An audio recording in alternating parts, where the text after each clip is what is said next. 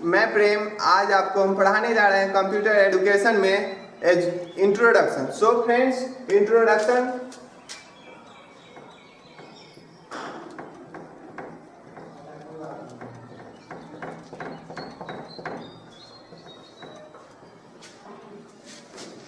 तो फ्रेंड्स, जैसा कि आप जानते हैं कि आज का समय कंप्यूटर युग है। पहले के समय में होता था कि जो व्यक्ति कोई भी भाषा में पढ़ा या लिखा हो तो उसे हम साक्षर बोलते थे, पर आज के समय में साक्षर वही है जो कंप्यूटर का नॉलेज जानता हो, कंप्यूटर के बारे में जानकारी हो जिसके पास। तो फ्रेंड्स, सबसे पहले हम देखेंगे कि कंप्यूटर की शब्द की उत्पत्ति कैसे हुई।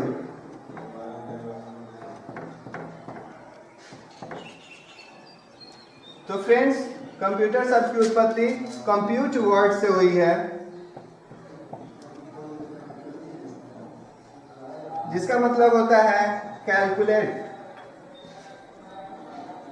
कैलकुलेट मीन्स गणना करना। तो फ्रेंड्स, हम कंप्यूटर को गणक भी बोलते हैं, संगणक। फ्रेंड्स, दूसरी बात कि आपको जानना होगा कि कंप्यूटर का फुल फॉर्म क्या होता है। तो सी से कॉमनली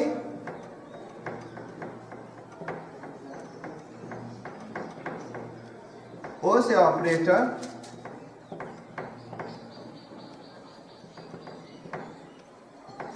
एम से मशीन, पी से पार्टिकुलर,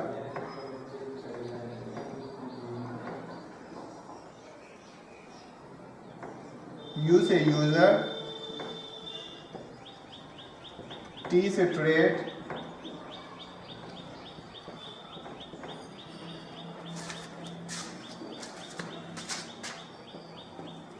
आर से रिसर्च,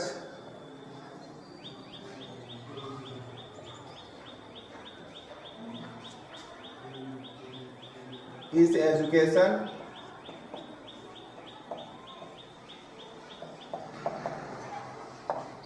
तो फ्रेंड्स, सी से आपका हो गया कॉमनली, ओ से ऑपरेटर, एम से मशीन, पी से पार्टिकुलर, यू से यूजर, टी से ट्रेड, ई से एजुकेशन और आर से रिसर्च।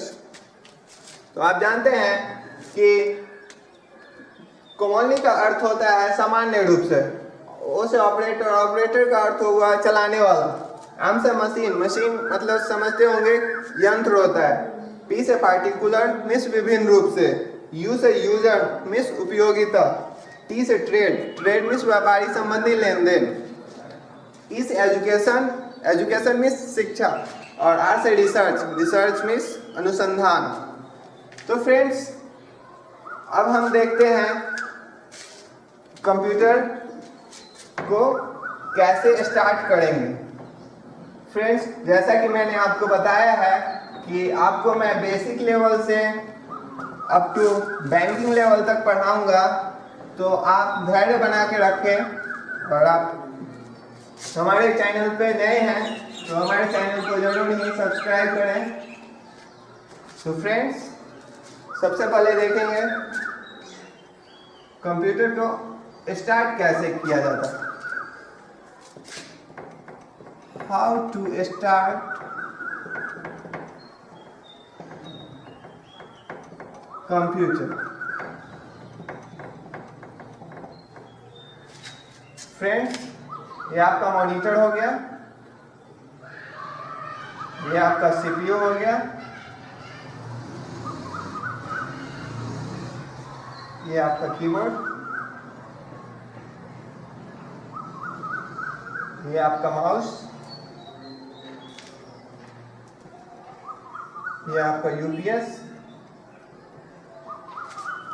फ्रेंड्स, जैसा कि आप जानते हैं कि कंप्यूटर माउस, मॉनिटर, कीबोर्ड और सीपीयू, यूपीएस, इन सारे चीज़ों को जोड़ के ही आप कंप्यूटर का यूज कर सकते हैं।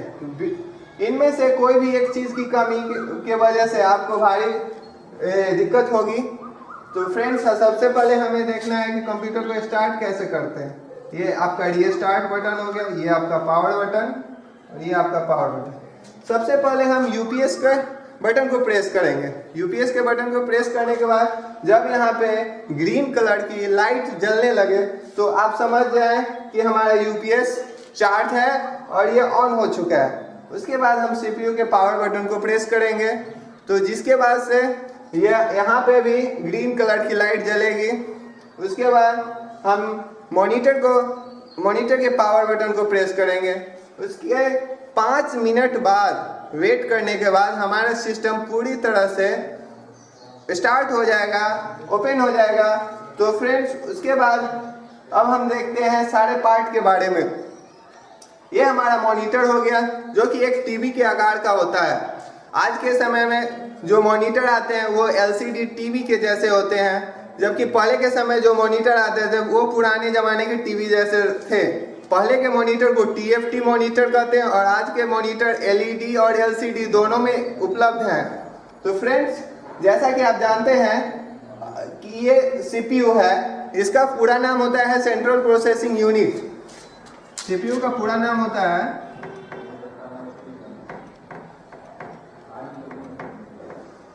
सेंट्रल प्रोसेसिंग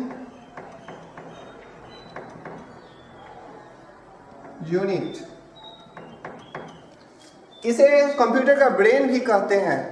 यह कंप्यूटर का ब्रेन है, बिना इसके कंप्यूटर एक कदम भी नहीं चल सकता है। बिना इसके ये मॉनिटर एक प्रकार से टीवी की तरह हो जाएगा। तो फ्रेंड्स जैसा कि आप जानते हैं कि सीपीयू को ब्रेन ऑफ कंप्यूटर कहते हैं, कंप्यूटर का दिमाग कहते हैं। और दूसरी बात ये यूपीएस है। यूपीएस का फुल फॉर्म होता है unit of power supply. Friends UPS का अर्थ होता है, यूपीएस का फुल फॉर्म होता है unit of power supply. UPS एक प्रकार का इन्वर्टर की तरह उपयोग में आता है और इसके अंदर बैटरी भी लगा होता है और विदाउट बैटरी वाला भी आता है। सो फ्रेंड्स दूसरी बात अब हम जानते हैं माउस के बारे में। ये माउस होता है और इसमें 3 बटन होते हैं, लेफ्ट, राइट और मिडिल। तो फ्रेंड्स अब हमें जानना है कि लेफ्ट बटन का कब यूज करेंगे। जब कोई भी प्रोग्राम को या विंडो को ओपन करना है तो हम अपने माउस के कर्सर को ऐसे कर्सर का जो चिन्ह होता है उसको ले जाएंगे और वहाँ पे लेफ्ट का डबल क्लिक करेंगे तो वो ओपन हो जाएगा। वो प्रोग्राम ओपन, उसका विंडो खुलने के बाद आप कुछ भी वर्क कर सकते हैं। दूसरी बात, अगर उस प्रोग्राम के प्रॉपर्टी के बारे में जानना है तो हम राइट क्लिक करते हैं। उस प्रोग्राम के प्रॉपर्टीज में जाना है तो हम राइट क्लिक करते हैं। अगर हमें हॉरिजेंटल और वर्टिकल 2 बार होते हैं प्रोग्राम के विंडो ओपन जब होता है उसके बाद, तो हमें उसको स्क्रॉल करना है, उसको ऊपर या नीचे करना है तो हम मिडिल बटन का यूज करते हैं। फ्रेंड्स जैसा कि आप जानते हैं कि ये कीबोर्ड है,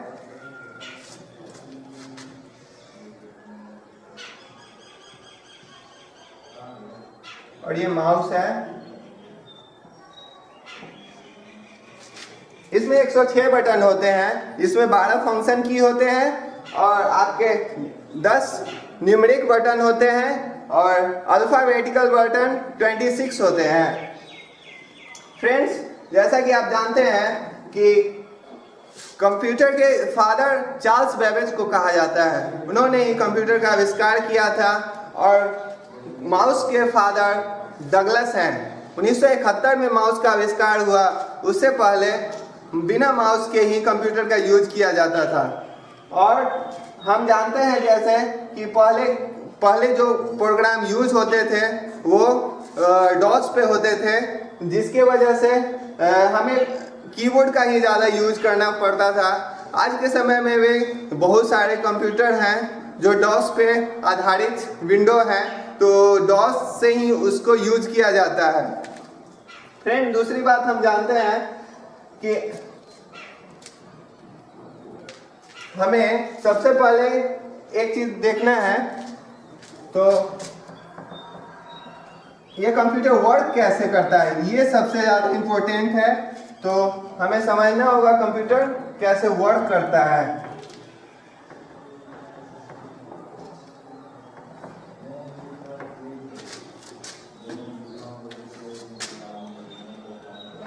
इनपुट,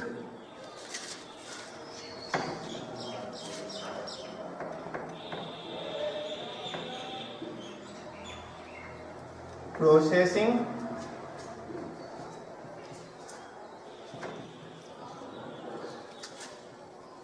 आउटपुट।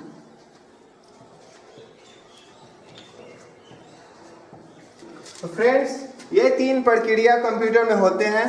तो सबसे पहले हमें देखना है कि इनपुट क्या होता है। जैसे कि आप देखे होंगे कि कीबोर्ड में जब हम प्रेस करते हैं तो कोई बटन या माउस से कोई बटन को क्लिक करते हैं तो वो इनपुट हुआ, और इनपुट होने के बाद उसका प्रोसेसिंग जो होता है वो सीपीयू में होता है।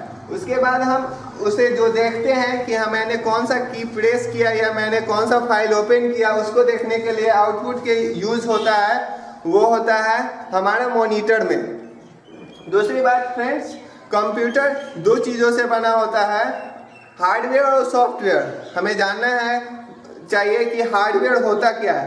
हार्डवेयर, सबसे पहले आप देखे होंगे कि हार्डवेयर जो कंप्यूटर में, जैसे मॉनिटर हुआ वो आपका हार्डवेयर हुआ, कीबोर्ड हुआ, माउस हुआ, प्रिंटर हुआ, ये सब जितने भी चीज़ जिसको आप देख सकते हैं वो सारे, जिसको छू सकते हैं वो सारे हार्डवेयर में आते हैं, और जिसको सिर्फ देख सकते हैं उसे हम सॉफ्टवेयर के कैटेगरी में रखते हैं। तो फ्रेंड्स, सबसे पहले हमें जानना चाहिए कि हार्डवेयर जो होते हैं वो उनके अंदर बहुत सारे पार्ट होते हैं। तो सारे के पार्ट के बारे में हम विस्तृत रूप से जानेंगे। जैसे कि एक सीपीयू है, ठीक है। इस सीपीयू के अंदर बहुत सारे पार्ट होते हैं, जैसे सीडी रोम होता है, सीपीयू के अंदर सीडी रोम होता है, मदरबोर्ड होता है,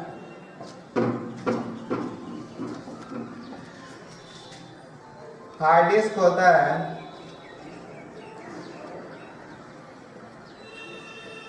रैम होता है, प्रोसेसर होता है,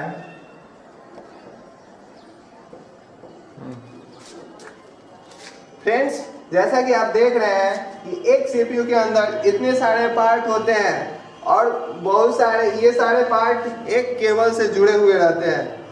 सबका अलग अलग उपयोग है। जैसे कि सीडी रोम का उपयोग जब होता है तो हम जैसे भी कोई भी प्रोग्राम या नया गेम या कुछ भी चीज़ इंस्टॉल करना होता है तो हम मार्केट से वो सीडी लाते हैं, उस गेम का, उस वीडियो का, उस एप्लीकेशन का, या कोई एंटीवायरस हमें अपने कंप्यूटर में डालने होते हैं तो हम सीडी रोम का यूज़ करते हैं। सीडी रोम में क्या होता है कि जब हम कोई भी फाइल उसको सीडी रोम को ओपन करने के बाद उसमें हम अब सीडी डालते हैं, उसके बाद उसे एक बटन प्रेस करने के बाद वो सीधा अंदर चला जाता है।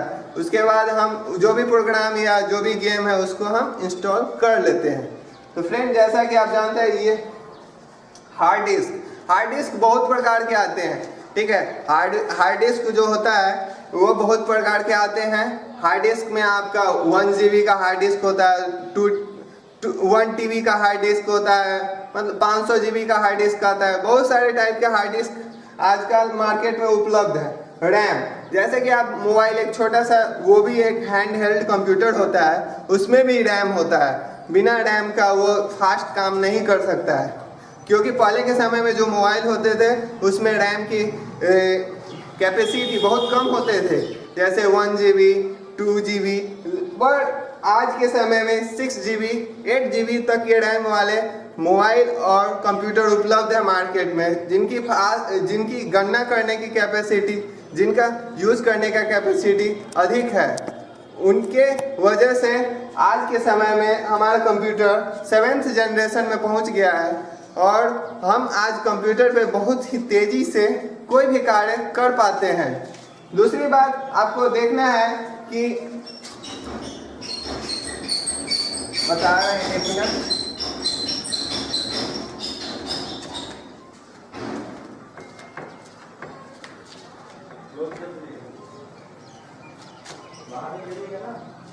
फ्रेंड्स, जैसा कि आप जानते हैं कि जो चार्ल्स बेबेज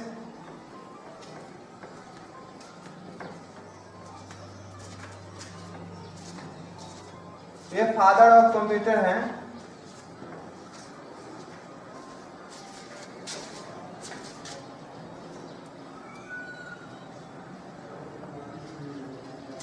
और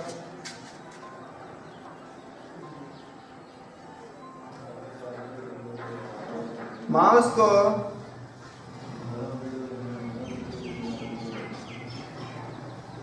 इन्वेंट किए थे प्रोफेसर डगलस।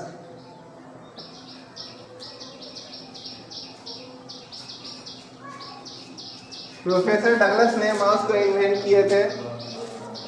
सबसे पहले हमें जानना चाहिए कि आखिर पहले के समय के जो कंप्यूटर होते थे वो बहुत ही बड़े रूम में रखे जाते थे, और आज के समय में भी जो सुपर कंप्यूटर होते हैं वो बड़े रूम में उसे रखा जाता है, और उसके गणना करने की कैपेसिटी बहुत ही अधिक होती है, और वो बहुत ही तीव्रता से, एक जैसे नाम से ही पता चलता है कि वो सुपर कंप्यूटर है, तो वो उसकी गणना करने की कैपेसिटी बहुत ही अधिक होती है। फ्रेंड्स, दूसरी बात हमें आपको बताना है, ये सारी चीज आप नोट करते जाएंगे।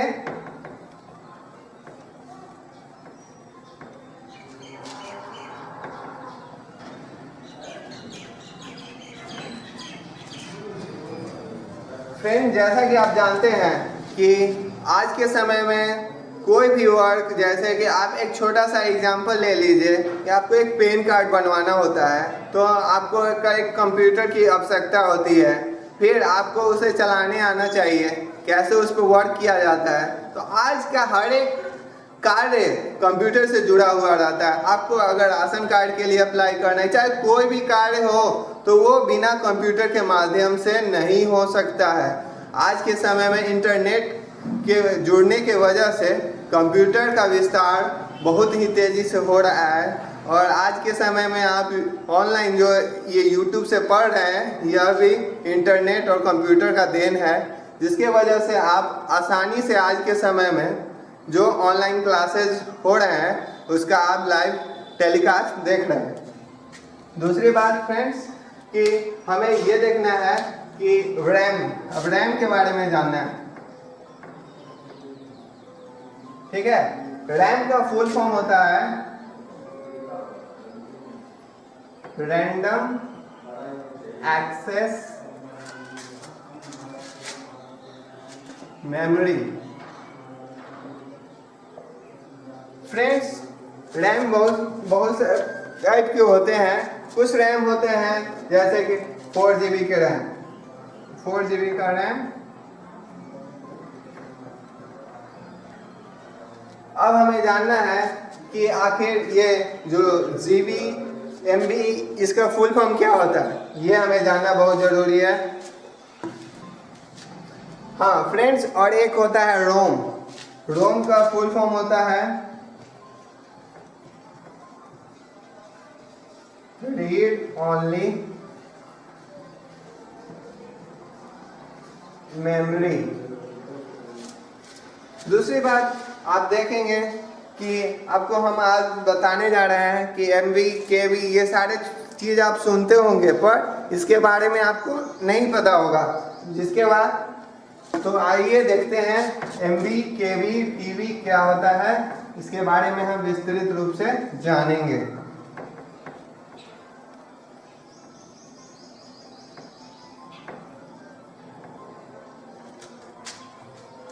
सबसे पहले होता है KB, इसका फुल नेम होता है किलो बाइट। उसके बाद होता है MB,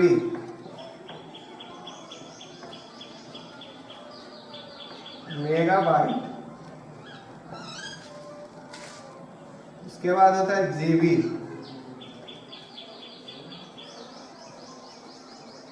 गीगाबाइट।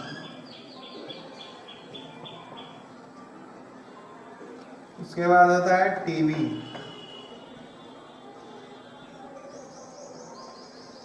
टेरा बाइट। तो फ्रेंड्स अब हम देखेंगे कितने एमबी बराबर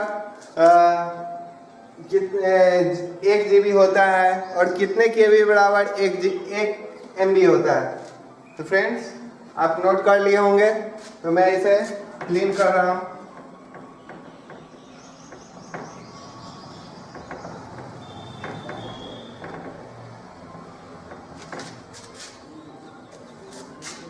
देखिए friends,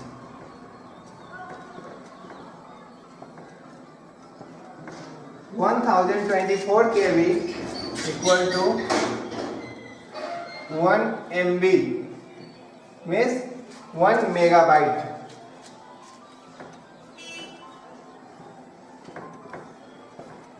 one 124 MB equal to 1 gigabyte. Friends आप ये सारे डाटा नोट करते जाएंगे।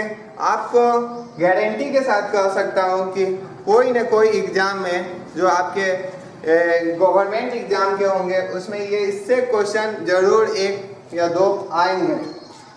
फ्रेंड्स देखते हैं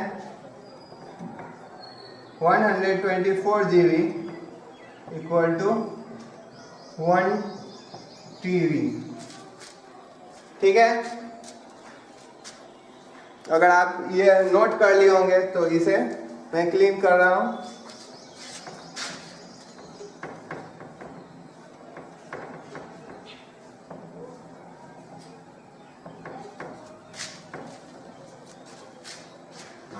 तो फ्रेंड्स आज का वीडियो आपको कैसा लगा हमें कमेंट सेक्शन में ज़रूर बताइएगा। और आपको ये मेरा पहला वीडियो है, लेकिन आने वाले समय में हम आपको और भी अच्छे जानकारी देंगे। और हमारे चैनल पे आज आप नए हैं तो हमारे चैनल को सब्सक्राइब कर लीजिए और लाइक बटन ज़रूर दबाएं। धन्यवाद।